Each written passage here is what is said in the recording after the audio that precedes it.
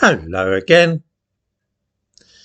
The very fashionable idea of Islamophobia, which is to say the theory that some people fear or hate Muslims and the religion to which they adhere, has very deep roots in Europe's past and stirs up, perhaps subconsciously, echoes of an ancient enmity. For although we now associate Islam with North Africa and the Middle East, there was a time when it very nearly became the dominant religion in Europe too.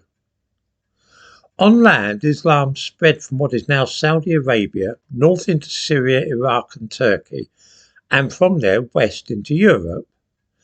This is why the Bosnians and Albanians are, even to this day, chiefly Muslim. In the 16th and 17th centuries, Muslim armies intent upon conquering Europe reached the very gates of Vienna before they were driven back. It was the Iberian Peninsula, though, Portugal and Spain, which actually fell to the forces of militant Islam. In the early 8th century, Muslims sailed across the Mediterranean to Spain, settled there in ever-increasing numbers until they actually ruled most of what we know now as Portugal and Spain.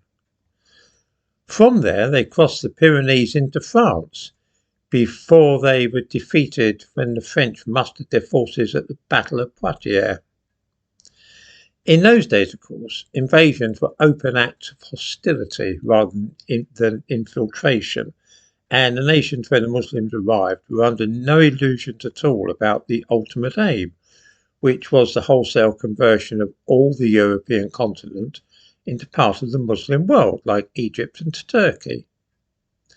Of course, we take it for granted today that those countries are Muslim, but that wasn't always the case. The Turkish city of Istanbul was known as Byzantium, and it was almost as important to Christendom as Rome. Today, the mighty cathedral of Hagia Sophia has, of course, been turned into a mosque, the same fate that happened to other cathedrals. The Selimi Mosque in Nicosia was once the grand Gothic cathedral of San Sophia, before the Turks seized the island. This is the same fate which very nearly befell Notre Dame Cathedral in Paris and even St. Peter's in Rome. The Spanish and Portuguese lived under Muslim domination for centuries, but always planning to free themselves from the hegemony of the Caliphate, a process which took many years to accomplish. Eventually, the Muslims took ship and left Spain in the same way that they had arrived, by sea. The ethnicity and religions of Europe have varied and fluctuated over the centuries, from Eastern Orthodox to Catholicism and vice versa, to Lutheranism and sometimes to Islam. Those processes are not irreversible, and however firmly some group of religion seems to be established in some nation or other, there is always a possibility of this changing and the original religion being re-established. Those who fret because they feel that Islam is becoming an increasing force, say in society in Britain, need perhaps not worry too much about this, because it can reach a tipping point when things change rapidly.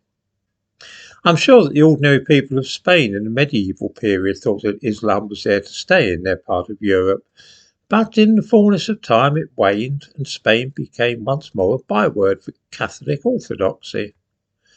When discontent reaches a certain level, then the change in fortune of this or that group and religion can fade very quickly indeed. In Spain, this was known as the Reconquista,